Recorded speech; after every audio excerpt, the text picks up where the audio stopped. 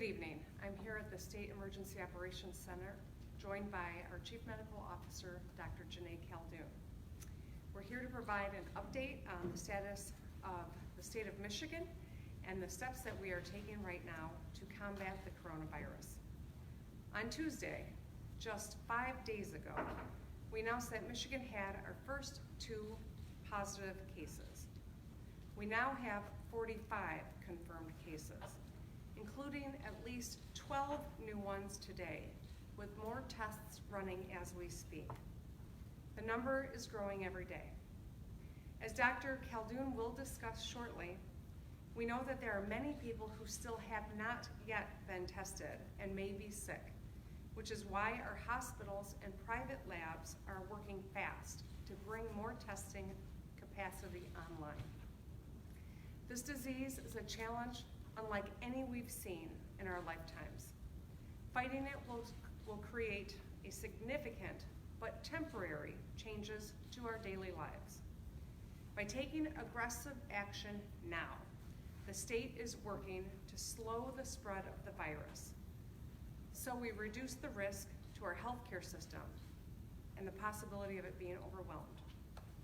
This is about saving lives. We all know Michiganders are tough, that we have grit. We are going to get through this, but it's going to require every one of us to do our part. And that's why I want to remind everyone to please make smart choices. Take this seriously. While we have a serious situation, we must remain calm and work through this together. Please remember, even if you are young, even if you feel healthy and you don't have any symptoms right now, you can unknowingly be carrying this virus. Assume that you are, and take it seriously. It's not just about protecting yourself, it's about protecting everyone. Tonight we ask that you do what you can to protect others, your coworkers, your family members, your loved ones and your friends, people who may have illnesses you don't even know about. There are easy things we can all do every single day. Wash your hands often with soap and water for at least 20 seconds. Practice touching your face less often. Cover your mouth with your arm when you cough or sneeze. By now, you might have heard people talk about flattening the curve. And the idea is pretty simple. By practicing social distancing, where we create at least 6 feet of physical space between one another, we can slow down the number of infections and hopefully give our healthcare system more time to respond so our hospitals don't get overwhelmed. And that's why I've issued several executive orders that are directly aimed at helping us flatten the curve, to combat the virus, and to prioritize public health. These are decisions that I've made with medical experts like Dr. Caldoun, our state superintendent, and many others. I did not make any of these decisions lightly. Earlier this week, I announced the closure of school buildings and large gatherings. I know this isn't going to be easy for parents, or for principals, or for students, or for teachers and custodians and cafeteria workers. They're already stepping up to ensure that kids can keep learning and get fed during this crisis. Yesterday, we announced temporary restrictions on entry into healthcare, residential care, and juvenile justice facilities. Our doctors, nurses, and frontline public employees are doing tremendous work, and we must do everything we can to help them do their jobs effectively. Additionally, today, the Michigan Department of Transportation lifted seasonal weight restrictions for trucks that are getting food and other supplies to retailers. This will allow drivers to make deliveries quickly and efficiently. I strongly encourage shoppers to stagger your visits to the grocery store so they have time to restock shelves. And I'll note that the Gaming Control Board is working to temporarily close casinos to further protect public health. On Friday, the U.S. House of Representatives passed important bipartisan legislation to respond to this crisis. Now, Mitch McConnell needs to get the Senate back in session right away to get this bill to President Trump's desk. I hope that he signs it immediately. We are already planning to make use of the new law as soon as it is signed. This is an important first step to provide states like Michigan with badly needed relief. There is much more that we will need from the federal government, but this is an important start. That's why I'm also calling on President Trump to declare a federal disaster, which would trigger disaster unemployment assistance through FEMA for more Michigan workers. This includes the self-employed, independent contractors, and hospitality workers who are paid informally. It's time to get it done for the good of Michigan and the good of our country. There will be a need for further relief from Congress for individuals who suffer because of what we are going through. During this time, I am seeing the best in people. I've heard and seen so many great things happening by our fellow Michiganders who are looking to help, who are putting others before themselves. If you would like to help, there is a role for you. Please sign up with 211 to be on the Central Registry of People Volunteering. This could include calling elderly neighbors, delivering groceries to doorsteps, or donating extra supplies. This is not going to be easy, but we are going to get through it. We know that we have everything to live up to this challenge if we band together. With that, I would like to ask Dr. Janae Caldoun, our Chief Medical Officer, to make a few comments as well. Thank you, Governor Whitmer. Here in Michigan, yesterday, we had 33 confirmed cases of COVID-19 here in the state. As the governor mentioned, so far today, we've identified 12 additional positive tests, bringing the total number in the state to 45. We are still awaiting more test results that are running as we speak, and we will be issuing a press release later on tonight with more details. We continue to run samples at our state lab every day, and I expect there to be more and more positive cases identified. There's evidence of community spread, and our lab testing data does not give us the full picture of what is going on as far as this disease in our community. We do not need to panic, and most people who get this disease will have a mild illness. However, as a community, we do have to take this seriously. Yesterday, the Michigan Department of Health and Human Services opened a coronavirus hotline for those who have questions about the disease and how they can get tested. The hotline number is 1-888-535-6136.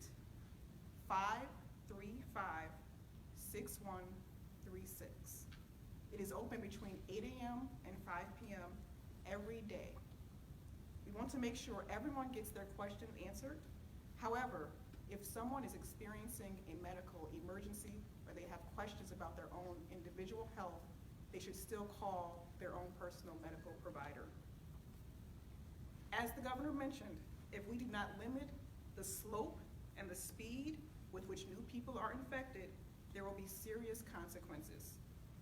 We already made the important decision to close school facilities. The governor has banned most assemblages over 250 people. Importantly, we've implemented health evaluations for any visitor or staff coming into hospitals, residential facilities, and clinics. These are important public health measures that will prevent illness and they will save lives. I've mentioned that our team at the Michigan Department of Health and Human Services, as well as our strong local public health leaders, have been working together to make sure testing is available to people when their doctor thinks they need a test. While initially our state laboratory could keep up with the capacity of testing in the state, we have been monitoring testing daily and expecting that to change as testing increases. Today, our state lab is able to run about 115 samples for people every day. Given the volume of testing, that result may not get back to people for 48 to 72 hours.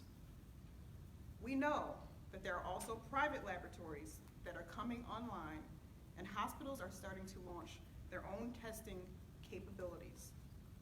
We will need to work with our hospitals and our medical providers to prioritize testing in the state so that those who have symptoms, those who are at highest risk of coming in contact with someone who has the disease, and those who are at risk of becoming the sickest are tested. Our team will be working with our public health and hospital partners over the next couple of days to develop that testing strategy. And we continue to request supplies on a daily basis from the federal government so that we can test as quickly as possible. In the meantime, these proactive community mitigation and social distancing strategies are what is necessary to keep the spread of this disease in check. The situation is rapidly evolving, and we will continue to monitor the situation so we can slow the spread of the disease in Michigan as much as possible. With that, I'll turn it back over to Governor Whitmer. Thank you, Dr. J. Appreciate it.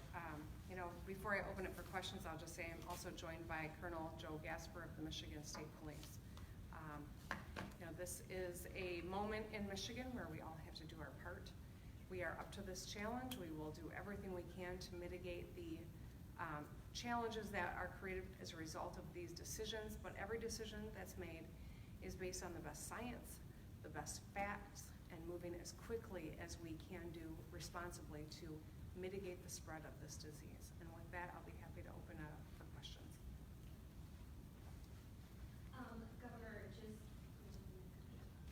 Governor, just a question about the enforcement of the 250 people in a public space. Can you talk to us about how that will be enforced?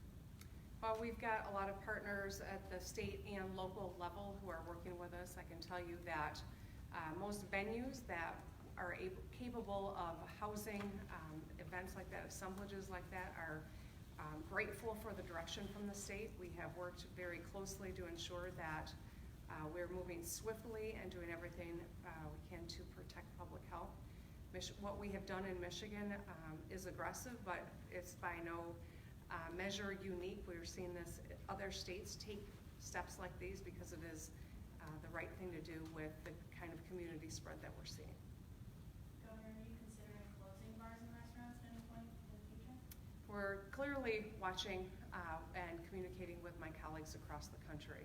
I've been on the phone with a number of my fellow governors from both sides of the aisle, and I think that it's really important that we are moving quickly, but also doing it with real robust debates so we're making informed decisions. I would anticipate that you'll learn more about what our next steps are on that front in the very near future. But like everyone, I saw pictures of people cramming into facilities, not observing the social distancing that we know is critical to public health. And I found those incredibly disturbing as well. And certainly at the local level, there are some decisions being made, but I think you'll see some at the state level in short order. Can you tell us anything about the additional 12 cases discovered today? I'll hand that over to Dr. Kelder. So this is moving very quickly. I don't want to give inaccurate information. We will be sending out a press release later on today with more information on those cases. Are any of them currently in the hospital? Again, it's moving very, very quickly, and so I don't want to give inaccurate information. What about weddings? Are we putting restrictions on weddings? Should people postpone? I'm sorry, can you repeat your question? Should people postpone their weddings that are going on soon? When we make the order with regard to 250 people assemblages, it's driven by the best practices and the science and the best facts as we know them. I think if you have done any research on this, we know that flattening the curve is the goal here to make sure that we are mitigating community spread, and that's why we're encouraging people not even to do elbow bumps as we were encouraging just 5 days ago. We're encouraging a 6-foot separation, social distancing, that we know that this is the most important thing that we can do in practice. And so any type of gathering that is not in the spirit of those guidelines, I think is something that should be reconsidered. And that's my best advice, and I don't know, Dr. Khaldun, if You share that, or you have anything to add? Yes, just the social distancing is really important. We will continue to look at how we can protect Michiganders as much as possible. Is there a possibility there will be any travel restrictions in the future? I know that there are a lot of debates happening in Washington, D.C. I'll be on the phone with Vice President Pence and my fellow governors at some point tomorrow. We've got a call scheduled. With regard to travel restrictions, I think that those would have to come from the federal government. My ability to order certain things within our state borders is, there is a lot that I can do, but on that front, it would have to come from the federal government. Governor, you just mentioned casinos. Could you explain the uniqueness of that challenge and where you're hoping to launch that?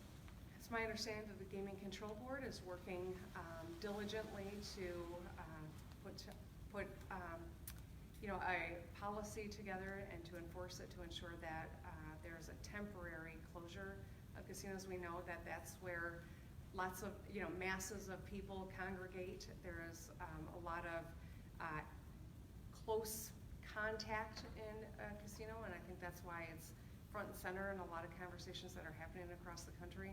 It is something that we are taking a serious look at the state level, and glad to know that the Gaming Control Board is being so proactive. Can you update us on the availability of tests? I know that you mentioned it in your remarks, but I know that that's been a big concern. When are those going to be available? Yeah, I want to hand that one over to Dr. Khaldun. Thank you. Yes, so we have, again, for several weeks been monitoring our ability to test. Our state lab for over 2 weeks now has been able to test. We are looking at expanding our capacity, again, working with our hospital partners. Today, we are able to run enough samples for about 115 people, but there are more than that are being received by our facility every day. And so we do have a capacity challenge that we're working as quickly as we can to address. We will have to think differently about how we prioritize testing across our state, and I'm confident with my medical providers across the state we'll be able to do that. Governor, do you have any advice for people rushing to the grocery stores, not knowing what's next? Well, sure. People are listening to, I think, our advice and the orders that I've issued, understanding that social distancing is really incredibly important, and are trying to prepare. It's not time to panic. It's time to be thoughtful about how you can practice the social distancing that we're recommending and keep yourself safe and mitigate the level of community spread. I know that it is important to give our grocers the ability to restock, and so part of the suggestion is to stagger when you go to the grocery store. Sunday night is always a busy night to go to the grocery as people are planning their weeks, but a lot of our stores are open at really unique hours, and perhaps there's a different time you could go so that they can get stocked back up. I do think we are working with our retailers to see that MDOT lifted their weight limit restrictions, because it's really important that we're able to bring supplies in. And so on that front, I think that there are some things that individuals can do to help us level out the need and the availability, and we ask that people do that. Governor, the CDC released a report suggesting that 3 weeks might not be long enough for schools to close to contain the virus. Are you considering making the school closure longer? We haven't even gotten to the first day of the closure, so I think that it's too early to tell.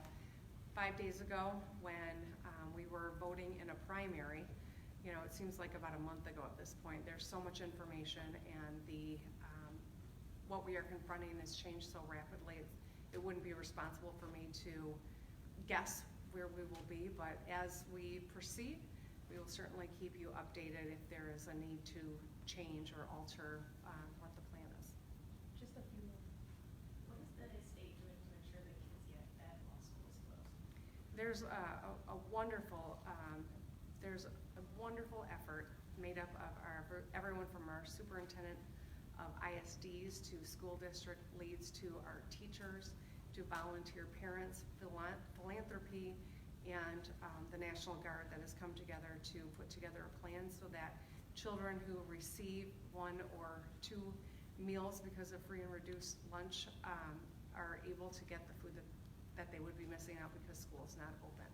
And so at the local level, there is a plan, and if parents or students are unaware of it, I encourage them to get in touch with their local district to find out exactly how it works. But I know that a lot of the outreach has happened already. In the city of Detroit, for instance, they've got this down to a science because they do it all throughout the summer. And so this is just employing a practice that they've been able to really, I think, do very well. In other parts of the state, we're creating it, but we're working swiftly and in conjunction with our local education leaders. This is something that's been really important from all of the decision making is how we were gonna meet that need. Michigan has about 1.5 million students. About half of them are eligible for free and reduced lunch, and so that is a lot of kids who we've got to prepare for. And we've worked through the night for the past few days to make sure that we're ready on tomorrow when it's time to go. Governor, Director, what rubric is in place to determine prioritizing in testing the limited number of tests and the number of cases? So I met with my team this morning. We're currently working with our local health departments and our medical providers to determine what is practical as far as the testing rubric. But it will be prioritizing those who are most likely to have come in contact with someone with COVID-19 and those who are most likely to get very ill if they have the disease. Again, we continue to push every day, asking the feds to give us more supplies. We're expanding our staffing. We're working with our local partners and our hospitals. That rubric will be available in the next couple of days. My question. Some counties are taking it upon themselves to ask businesses to limit their capacity by 50%. Is that something that you're looking to implement statewide? I think, tonight I'm not making an announcement on that front, but I would anticipate that there will be further information available very, very soon. I'll just add one thing before we close. I know that there is a lot of stress. I know that people are worried. And I also know that people are wondering, was closing the schools the right thing to do? And it's gonna create hardship, and I recognize that. The fact of the matter is we've had a few people test positive for COVID-19 who were teaching or some had some sort of a role in schools. In this group of 12 that have come back positive today, we know that there is a younger person in that group. And so I believe is evidence that closing our schools in this moment was the right thing to do. It is not going to be easy. We recognize that. We're working incredibly hard to ensure that parents and educators and children have the support they need in this challenging time. With that, good night, everyone. We will be in touch in short order with additional information.